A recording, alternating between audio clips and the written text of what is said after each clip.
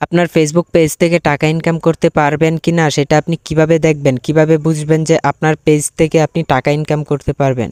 আজকের এই ছোট্ট একটা ভিডিওতে আপনাদেরকে দেখাবো কিভাবে আপনারা চেক করবেন যে আপনার পেজে আপনি মনিটাইজেশন পাবেন কিনা, টাকা ইনকাম করতে পারবেন কিনা, আপনার পেজে কোনো সমস্যা আছে কিনা, কোনো ইস্যু আছে কিনা, সব কিছুই কিন্তু আজকের এই ছোট্ট একটা ভিডিও থেকে জানতে পারবেন। আপনি যে কষ্ট করে ভিডিও তৈরি করে ফেসবুক পেজে আপলোড করতেছেন, ওই ফেসবুক পেজটা মনিটাইজেশন হবে কিনা সেটা কিভাবে দেখবেন সেটাই আজকের এই ভিডিওতে দেখাবো। আপনার ফেসবুক পেজে যদি কোনো ইস্যু থাকে, কোনো ভায়োলেশন থাকে, সেইগুলো আপনি কিভাবে চেক করবেন সেটাই আজকের এই ভিডিওতে আপনাদেরকে দেখাবো। তো চলুন আমরা ভিডিওর মূল কাজে চলে যাই, ভিডিওটা শুরু করা যাক।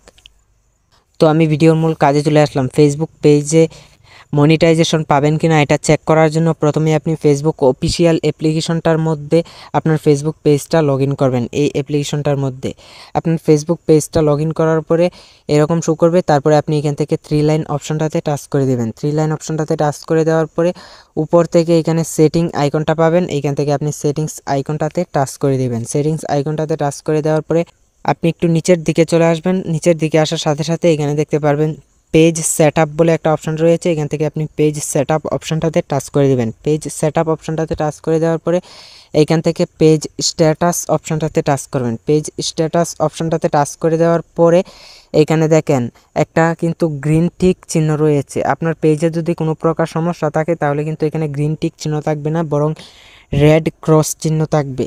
দেখেন আমার এখানে কিন্তু একটা সবুজ টিক চিহ্ন রয়েছে এবং এখানে লেখা রয়েছে পেজ হ্যাজ নট ইস্যু। আপনার পেজে যদি কোনো ইস্যু থাকতো তাহলে কিন্তু এখানে নো ইস্যু দেখাইতো না এবং এইখানে গ্রিন টিক চিহ্নও থাকতো না। তো আমার পেজটা সম্পূর্ণ ঠিক আছে, এর জন্য কিন্তু এখানে পেজ হ্যাজ নো ইস্যু লেখাটা এসেছে, মানে আমার পেজে কোনো ইস্যু নেই। তারপর এখানে দেখেন good news, no violation to show. আমার পেজে কোনো ভায়োলেশন নেই, যদি ভায়োলেশন থাকে তাহলে কিন্তু এখানে দেখাবে।